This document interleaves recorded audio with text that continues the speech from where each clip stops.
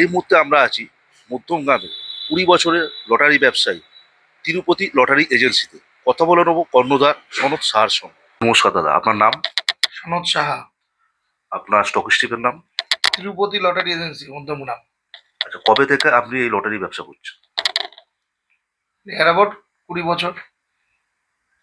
আচ্ছা, এর আগে তো ডিআর কোম্পানি ছিল না, তারপর যখন ডিআর কোম্পানি মার্কেটে এসছে তখনের ব্যবসার পরিস্থিতি আর এখনের ব্যবসার পরিস্থিতির মধ্যে কতটা তফাৎ? আমি ডিআর কোম্পানি থেকে আমার হাতে করি।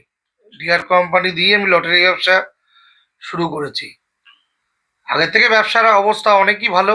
এখন ব্যবসা বাণিজ্য করা আমাদের জন্য অনেক সুবিধা। আচ্ছা, কতজন সাবস্টকিস্ট আছে আপনার আন্ডারে? আমার কাছে ওই 17-18 জনের মতো সাব স্টকিস্ট আছে। সম্প্রতি বিভিন্ন জেলায় ডিআর লটারি সাবস্টকিস্ট মিটিং করছে, নতুন কর সংক্রান্ত ব্যাপার বা কিভাবে নতুন সফটওয়্যার ব্যবহার করে ব্যবসা ডেভেলপ করা যায়, এই ব্যাপারে আপনার কি মতামত? এটা আমরা জানি, কোম্পানি আমাদেরকে বলেছে, কেননা সাব স্টকিস্টরা অনেক কিছু বোঝে না। তাদেরকে বোঝানোর জন্যই কোম্পানি মিটিংগুলো করছে। কেননা আমাদের এই ব্যবসা তো অনেকাংশে ওদের উপরে অনেকটা আমরা নির্ভর করি। কেননা টোটাল মার্কেটে যে মালটা চলে সেটা ওরা সাপ্লাই করে। তাহলে সেই মালটা যেহেতু এখন গভর্নমেন্ট লটারি, সেই গভর্নমেন্ট লটারির অনেক সিস্টেম আছে, আগের মতো নেই। কেন যে আমাদের মালটা বিক্রি করা, সেই বিক্রি না বিক্রি হওয়া মালটা যেটা রিটার্ন মাল, সেটা সঠিকভাবে নিয়ে আসা এবং সঠিকভাবে শর্টিং করে আবার স্টকিস্টকে ফেরত দেওয়া, এই সমস্ত বিভিন্ন রকম কাজ, তারপরে ট্যাক্সের কাজ। তো এইসব বিভিন্ন কারণে স্যাররা সব জায়গায় মিটিং করছে ওদের নিয়ে।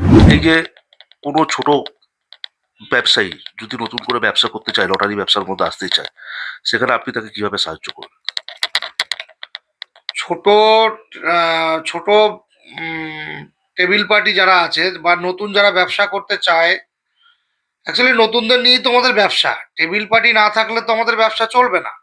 তাহলে একটা লোক যখন ব্যবসা করতে চায় তখন তাকে আমরা সঠিক গাইডলাইন দিই। গাইডলাইন বলতে যেটা আমরা স্যারের থেকেই শিখেছি বা কোম্পানি থেকে শিখেছি, যে প্রথমত তাকে আইডি প্রুফ দিতে হবে তার এবং তার ফ্যামিলির। এখন আমরা ফ্যামিলিরও আইডি প্রুফ নিচ্ছি। Aadhaar card, PAN card, voter card, এগুলো দিতেই হবে। এবং সঙ্গে দিতে হবে আপনাকে কারেন্ট অ্যাকাউন্ট। এইগুলো যদি সঠিক থাকে তাহলে আমরা তাকে একটা আইডি খুলে দিতে পারি। এবার আইডি খোলার পরে সে কি পরিমাণ মাল নেবে সেই পয়সা ডিপোজিট দিয়ে আমরা তাকে টিকিটটা দিতে পারি। এবং টিকিটটা যদি সে না চেনে, সে টিকিট চেনানোর ব্যবস্থাও আমরা করতে পারি।